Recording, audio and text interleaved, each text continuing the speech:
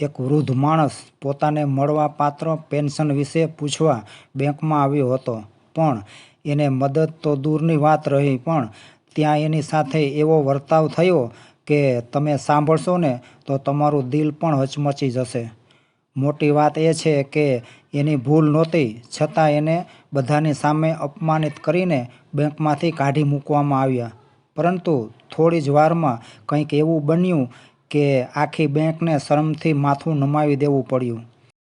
જામનગર શહેરની એક વ્યસ્ત ગલીએ આવેલી રાષ્ટ્રીય બેંકમાં સવારે હંમેશની જેમ ભીડ લાગી હતી. 78 વર્ષના વૃદ્ધ નીલકંઠભાઈ ધીમી ચાલે લાકડીના ટેકા સાથે બેંકમાં પ્રવેશ્યા. તેમના ચહેરા પર શાંતિ હતી, પણ આંખોમાં એક નમ્ર વિનંતીનો ભાવ ઝળહળતો હતો.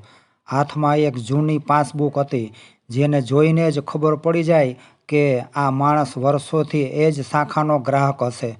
બેંકના કાચા કાઉન્ટર પાસે પહોંચતા પહેલાં જ સુરક્ષા ગાર્ડે બૂમ પાડી, "બાપુજી, અહીંથી હટો, અહીં ઊભા ન રહેશો, લાઇનમાં ઊભા રહ્યો જાઓ." નીલકંઠભાઈ એક ક્ષણ માટે ગાર્ડના શબ્દોથી તૂટી ગયા.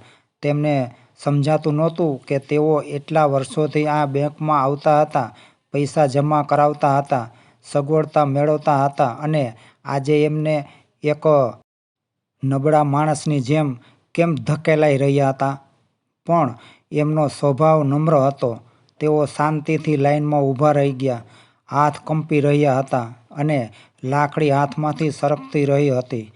પાછળ ઊભેલા કેટલાક યુવાનો હસીને મજાક કરતા કહી રહ્યા હતા કે હવે આ દાદાને લેપટોપ ચલાવતા શીખવાડી દેવું જોઈએ. કેવી સાવ જૂની અને ઘસાઈ ગયેલા કાગળની પાસબુક લઈને આવ્યા છે.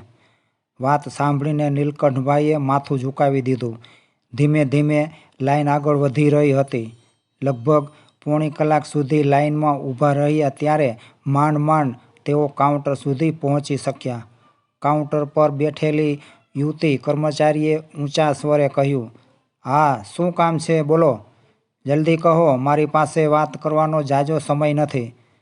વૃદ્ધે ધીમા અવાજે કહ્યું, "બેટા, મારું પેન્શન જમા નથી થયું, જરા ચેક કરી આપશો?" યુવતી તાવમાં આવી ગઈ. "પેન્શનની તારીખે આવવું જોઈએ ને, પેન્શનની તારીખે કેમ આવતા નથી? હવે સિસ્ટમમાં ઘણું બધું બદલાઈ ગયું છે. દરરોજ તમારા જેવા અહીં અસંખ્ય માણસો આવે છે. અમારે કેટલાકને સમજાવવા? અમારે બીજું કામ હોય કે નહીં?" નીલકંઠભાઈ બીતા બીતા બોલ્યા કે "બેટા, હું તો ફક્ત પૂછવા જ આવ્યો હતો."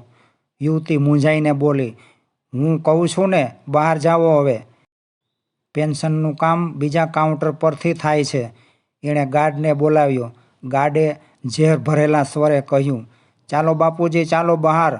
તમે અહીં કર્મચારીઓને કામ કરતા રોકો છો. તમારે પણ થોડું સમજવું જોઈએ." આ શબ્દો નીલકંઠભાઈને તીરની જેમ હૃદયમાં વાગ્યા. ભીડની વચ્ચે એના ગૌરવને એક ઝટકામાં જ ચૂર-ચૂર કરી નાખવામાં આવ્યું. બેંકના દરવાજા બહાર નીકળતી વખતે નીલકંઠભાઈની આંખોમાંથી આંસુ વહી રહ્યા હતા. અજય નામનો એક યુવાન દૂરથી આ બધું નિહાળી રહ્યો હતો. અજય એક યુવાન એન્જિનિયર હતો, જે બેંકમાં પોતાનું કામ કરવા આવ્યો હતો. દાદાની આવી અપમાનજનક હાલત જોઈને એમનું હૃદય દ્રવી ઉઠ્યું.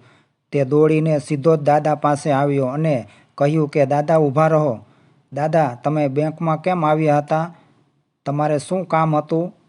વૃદ્ધને પહેલી વાર કોઈએ દયાભરી નજરથી જોયા. તેઓ બોલ્યા કે "બેટા, મારું પેન્શન જમા નથી થયું. હું તો પૂછવા માટે જ આવ્યો હતો કે મારા ખાતામાં પેન્શન કેમ જમા નથી થયું. તો આ રીતે મને ધક્કા મારીને કેમ કાઢી મૂકો છો?" અજયનું લોહી ઉકળી ઉઠ્યું. તે સીધો જ બેંક મેનેજરની કેબિનમાં ઘૂસી ગયો અને આખી ઘટનાની નક્કર હકીકતની ફરિયાદ બેંક મેનેજરને કરી. મેનેજરે તરત જ તમામ કર્મચારીઓને કેબિનમાં બોલાવી લીધા.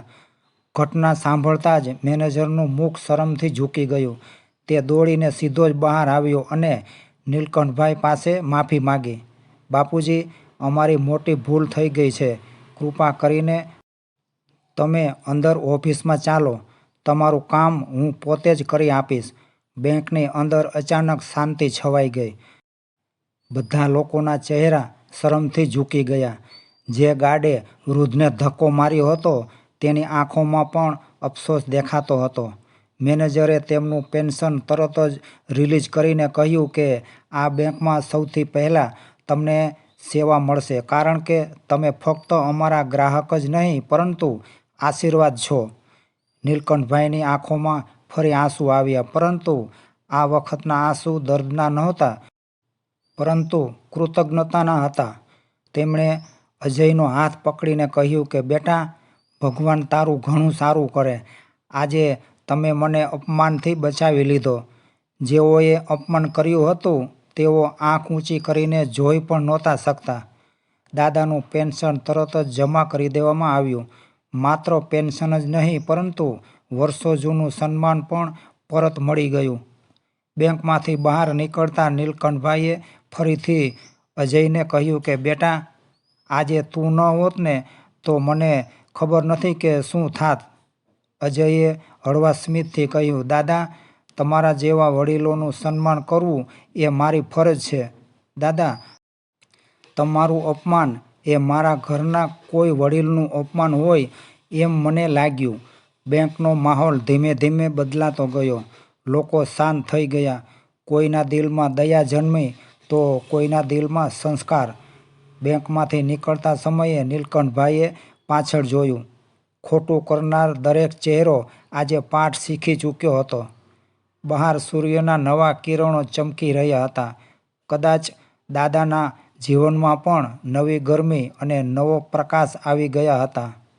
તો મિત્રો, જો આ ઘટના તમને પણ માનવતા વિશે વિચારવા મજબૂર કરે છે તો આ વિડીયોને લાઈક, શેર અને ચેનલને સબસ્ક્રાઈબ જરૂરથી કરજો.